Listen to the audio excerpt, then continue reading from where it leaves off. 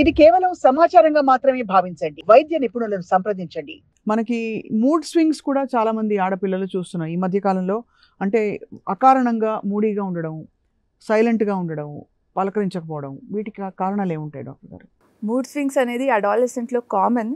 Because ఆ teenage ఏముంటుందో దానికి ఏమంటారు, ప్యూబర్టీ హార్మోన్స్ సర్జ్ వల్ల ఇది అవ్వడం అవుతుంది. బట్ దానికి ఎప్పుడు అబ్నార్మల్ అనేది మనం తెలుసుకోవడం చాలా ఇంపార్టెంట్. సో ఒకటి ఈ అన్ని irregularity of the cycles, weight gain అవ్వడము, హర్సుటిజం, ఇదన్నీ వల్ల వాళ్ళకి బాడీ ఇమేజ్ పైన వాళ్ళకి అసహ్యం రావడం, లేదంటే they trend to going to acute diets. ఇప్పుడు కొంతమంది చేస్తారు కీటో డయట్ చేయడం. ఇది చిన్నపిల్లలు చేస్తున్నారు ఈ జనరేషన్లో. 16 years నుంచి ఆ కాలేజ్ ఏజ్ ఏమి వస్తుందో అప్పుడే వాళ్ళు ఇట్లా డయట్ చేయడము, లేదంటే they something called as anorexia nervosa. అంటే అయ్యో నా ఫుడ్ మీదనే వాళ్ళకి భయం రావడం. సో నేను ఫుడ్ తింటే నేను వెయిట్ గెయిన్ అవుతాను అనుకోవడము. సో ఇట్లాంటి ప్రాబ్లమ్స్ కూడా వస్తూ ఉంటుంది. So all these are very much abnormal. They will need medical attention definitely. Obviously మీరు మూడ్ స్వింగ్స్, ఇది పిఎంఎస్కి మూడ్ స్వింగ్స్కి కనెక్షన్ ఉందా అండి? అంటే ప్రీమెన్స్ట్రువల్ సిండ్రోమ్ అంటాం. పిఎంఎస్ అనేది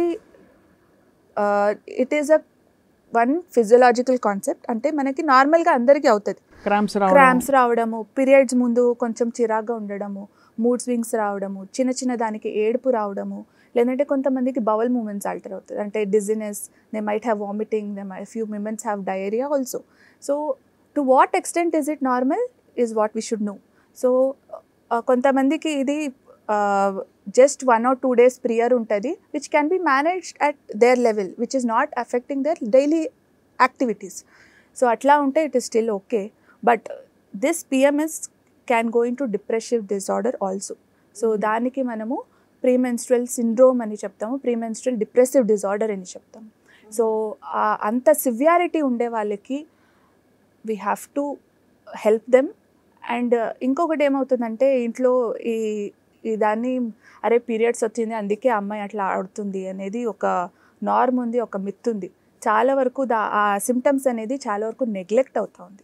సో ఆ పేరెంట్స్ ఇది ఐడెంటిఫై చేసి ఇది దిస్ ఇస్ నాట్ నార్మల్ అనేది వాళ్ళకి అర్థమయ్యి వాళ్ళు డాక్టర్ దగ్గర తీసుకొని వస్తే చాలా మంచిది.